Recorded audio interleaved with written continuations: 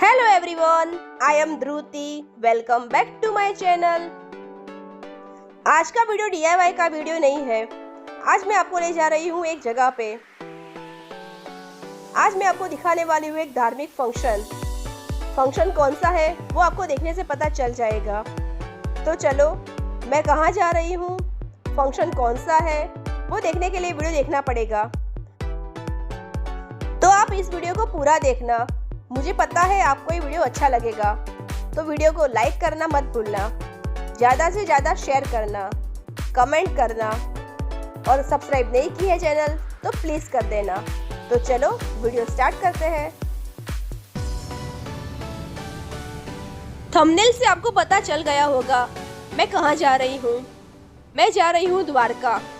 द्वारका में एक धार्मिक फंक्शन है, जैसे मैंने पहले बताया। मंजिल से ज़्यादा सफ़र में मज़ा आता है, और वो ही हम एंजॉय कर रहे हैं। बहुत सारी पवन चक्की है, तो वो तो दिखाना बनता है आपको, राइट। तो देखिए, पवन चक्की भी आ गई, और देखते ही देखते हम द्वारका भी पहुंच गए। और द्वारका आए और मैं समंदर ना दिखाऊं, ऐसे हो सकता है? तो पहले एक नज़ारा देख लेते हैं समंदर का। बाद में मैं दिखाती हूँ मैं कौन से धार्मिक फंक्शन में गई थी। आगे का पूरा वीडियो गुजराती में रहेगा, क्योंकि ये धार्मिक फंक्शन है। चलो देखते हैं।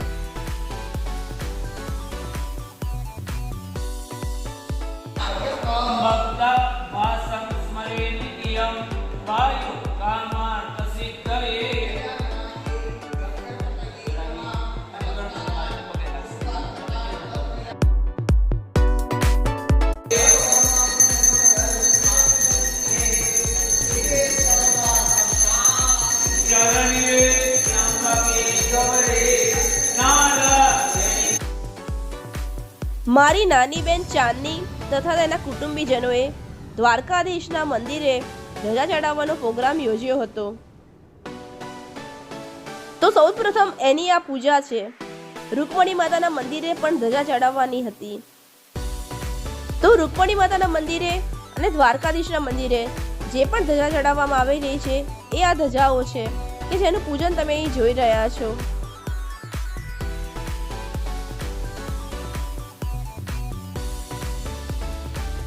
તો આજે સૌથી પહેલા આપણે જઈશું રૂકમણી માતાના મંદિરે અને ત્યાં ધજા ચડાવીશું। એ પહેલા એક પૂજન થઈ ગયું, જે હાલ તમે નિહાળી રહ્યા છો। ભગવાનના મંદિરે જ્યારે ધજા ચડાવવાનો લાભ કોઈ ભક્તને મળે છે, ત્યારે એ ક્ષણ કેટલી અમૂલ્ય હશે એનું વર્ણન કરી શકાય એમ નથી। એક અનેરો લાવો હોય છે, અને જિંદગીમાં બહુ ઓછી તક આવી મળતી હોય છે। તો આજે તમે પણ સૌ આ પ્રસંગને માણો, અને એટલે જ મેં આ વિડીયો બનાવ્યો છે, જેથી કરીને તમે પણ આ પ્રસંગને જુઓ અને તમે પણ ભક્તિમય વાતાવરણમાં જોડાઈ જાઓ।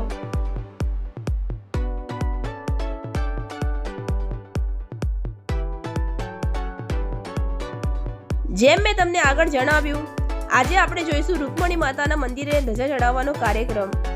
તો હાલ અમે બધા જઈ રહ્યા છીએ રૂકમણી માતાના મંદિરે।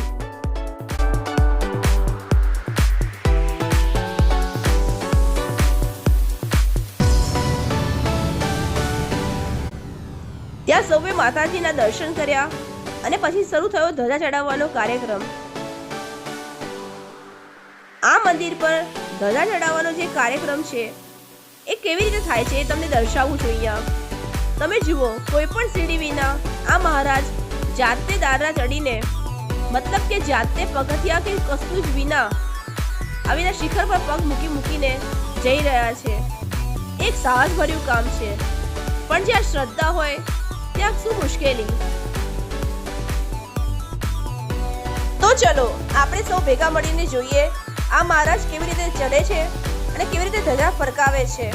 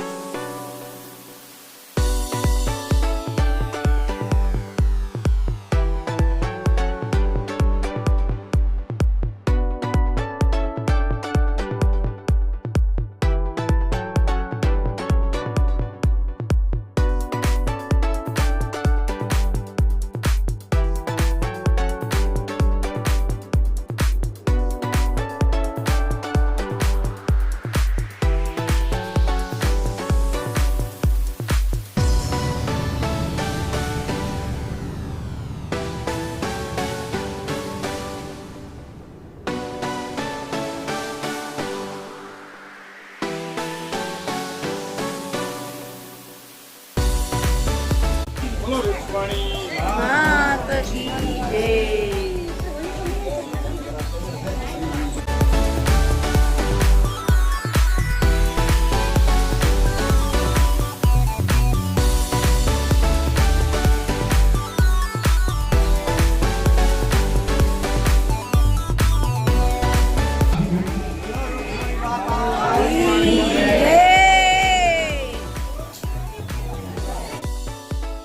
આમ રૂકમણી માતાના મંદિરે ધજા ચડાવવાનો પ્રોગ્રામ જે થઈ ગયો એ જોઈને સૌ ધન્ય ધન્ય થઈ ગયા.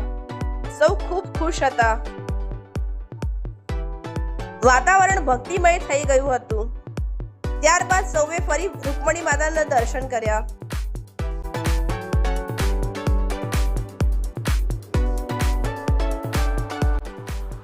દર્શનનો લાભ મેળવ્યા પછી સૌ દ્વારકા જવા માટે રવાના થયા.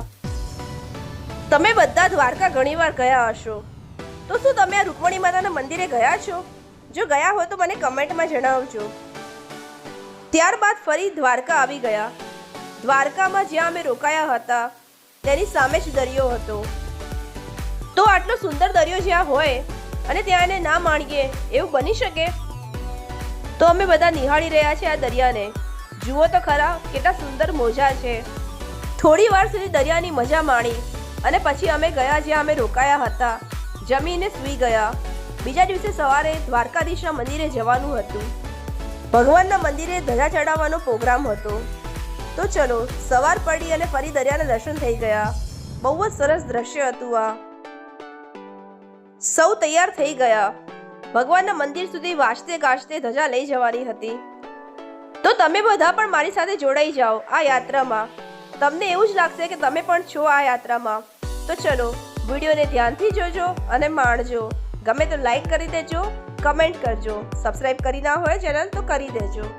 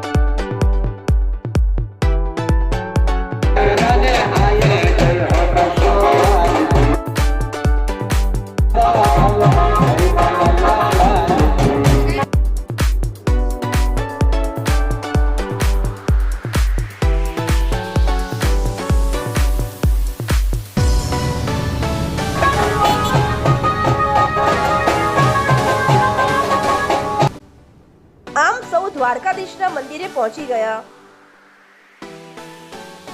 વાજતે ગાજતે ભગવાનની ધજા લઈને આવ્યા હતા. ખૂબ ખુશ હતા સૌ. ભક્તોએ ખૂબ સરસ ગરબા ગાયા, બહુ આનંદ કર્યો.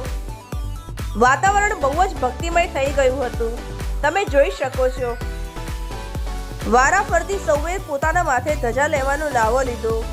વાતાવરણ તમે જુઓ છો કેટલું આનંદમય છે.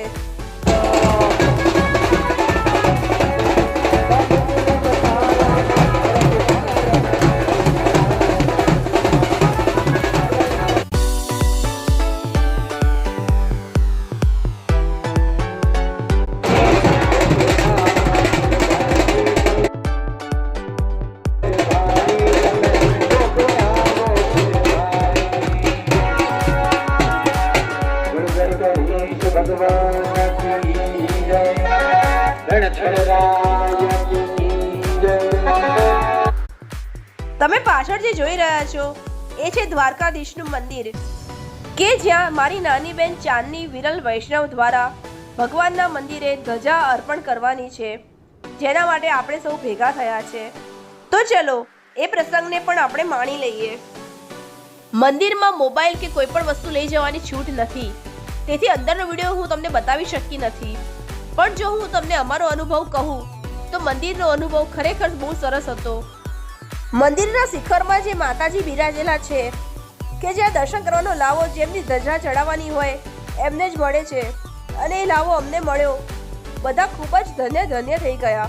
એ અનુભવ ખરેખર વર્ણવી શકાય એમ નથી, પણ બહુ સરસ અનુભવ હતો જે જિંદગીભર અમને યાદ રહેશે.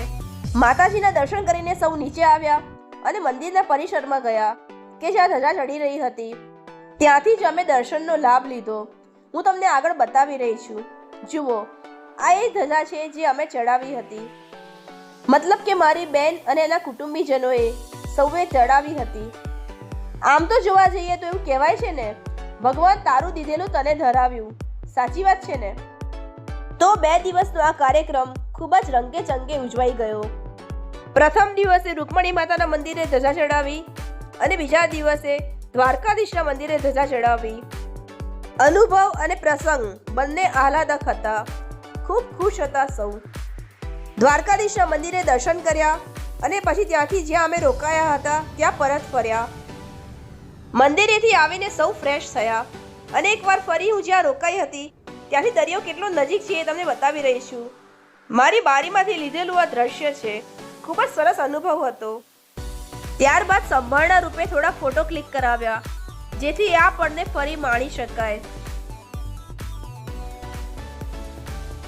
આ પ્રસંગની યાદગીરી રૂપે સૌને એક પ્રતિકાત્મક ભેટ આપવામાં આવી. ત્યારબાદ સૌએ ભગવાનના પ્રસાદનો લાભ લીધો. પ્રસંગ ખૂબ જ સરસ રીતે થઈ ગયો. એની ચર્ચા કરતા કરતા સૌ છૂટા પડ્યા.